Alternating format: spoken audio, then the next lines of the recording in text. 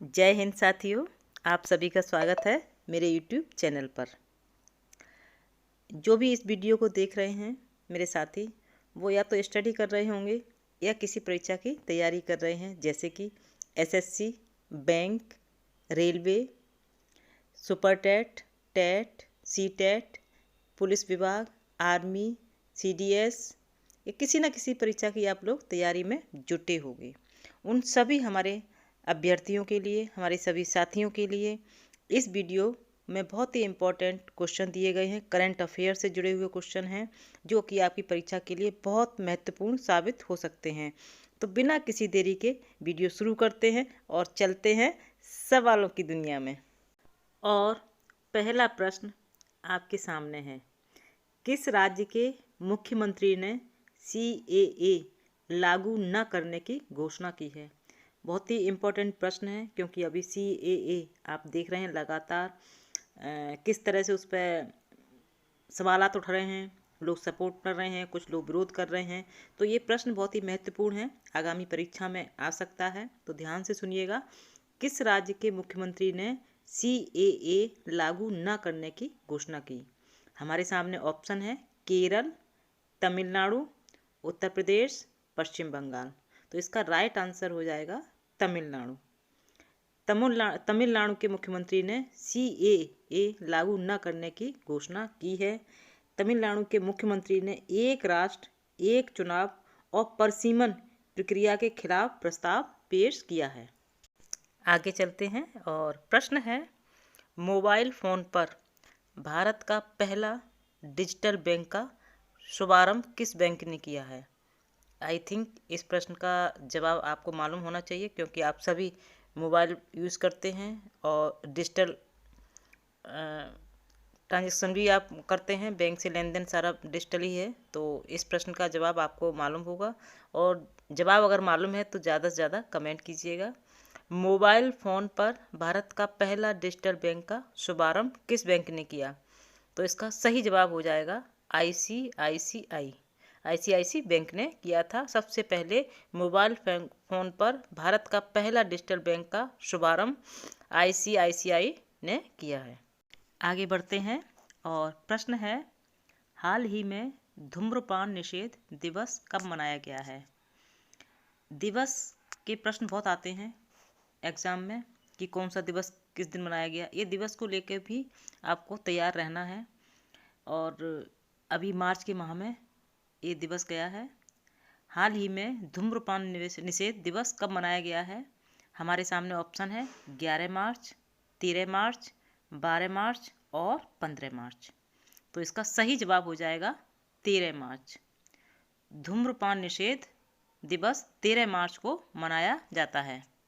आगे बढ़ते हैं और सवाल है, भारतीय वानिकी अनुसंधान शिक्षा परिषद की पहली महिला महानिदेशक के रूप में किसे बनाया गया? पहली महिला महानिदेशक यानी कि DG किसको बनाया गया था? कंचन देवी, किरण बेदी, सारा शर्मा या फिर पारुल गुप्ता? तो इसका राइट आंसर है कंचन देवी। भारतीय वानिकी अनुसंधान शिक्षा परिषद यानी कि ICFRE की पहली महिला महानिदेशक कंचन देवी को बनाया है।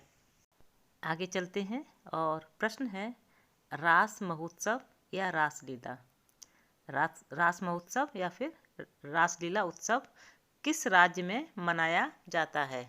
हमारे सामने जो ऑप्शन है, पश्चिम बंगाल, गुजरात, असम, कर्नाटक। इसका राइट आंसर है असम। असम में रास महोत्सव या रासलीला उत्सव मनाया जाता है। आगे चलते हैं और सवाल आपकी स्क्रीन पर है, अर्जेंटीना में किस मुद्रा का उपयोग किया जाता है? अर्जेंटीना में किस मुद्रा का उपयोग किया जाता है? हमारे सामने ऑप्शन है रुपया, असली, पोला, PESO। तो इसका राइट आंसर है PESO। अर्जेंटीना में PESO मुद्रा का उपयोग किया जाता है। आगे बढ़ते हैं और प्रश्न है, नागालैंड किस दिन अपना राज्य दिवस मनाता है? यानी कि नागालैंड अपना स्थापना दिवस किस दिन, राज्य स्थापना दिवस मनाता है? ऑप्शन है उसमें हमारा सही जवाब हो जाएगा 1 दिसंबर। 1 दिसंबर को, यानी कि नागालैंड 1 दिसंबर को अपना राज्य स्थापना दिवस मनाते हैं। आपका सवाल आपकी स्क्रीन पर है। किस भारतीय शहर को यूनेस्को क्रिएटिव सिटीज़ नेटवर्क एवं साहित्य श्रेणी में जोड़ा गया है? प्रश्न इम्पोर्टेंट है और मैं एक बार फिर रिपीट करती हूँ, ध्यान से सुनिएगा। किस भारतीय शहर को यूनेस्को क्रिएटिव सिटीज़ नेटवर्क और साहित्य श्रेणी में जोड़ा गया है? वो कौन सा भारतीय शहर है? हमारे सामने ऑप्शन है मदुरै, कोझिकोड, मैसूर और कुर्नूल। तो इसमें हमारा राइट आंसर हो जाएगा कोझिकोड। कोझिकोड को यूनेस्को क्रिएटिव सिटीज़ नेटवर्क एवं साहित्य श्रेणी से जोड़ा गया है। आगे बढ़ते हैं और प्रश्न है, किसने राष्ट्रीय खेल 2023 में तीरंदाजी में स्वर्ण पदक जीता? 2023 की बात हो रही है। 2023 में तीरंदाजी में स्वर्ण पदक किसने जीता है? ऑप्शन है अंकिता भक्त, दीपिका कुमारी, सिमरनजीत कौर और भजन कौर। इसका हमारा राइट आंसर हो जाएगा दीपिका कुमारी। दीपिका कुमारी ने नेशनल गेम्स 2023, राष्ट्रीय खेल 2023 में तीरंदाजी में स्वर्ण पदक जीता। आगे बढ़ते हैं और प्रश्न आपकी स्क्रीन पर है।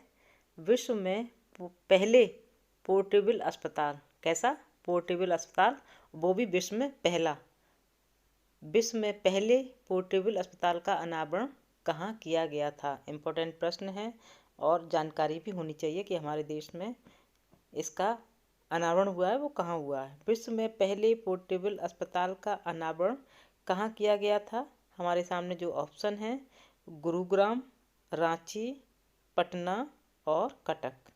इसमें हमारा सही जवाब हो जाएगा गुरुग्राम।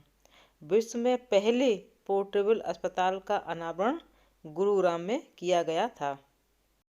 आगे बढ़ते हैं और प्रश्न है, पृथ्वी पर सबसे लंबी नदी कौन सी है? पृथ्वी पर सबसे लंबी नदी कौन सी है? ऑप्शन है अमेजन नदी, गंगा नदी, नील नदी और ब्रह्मपुत्र नदी।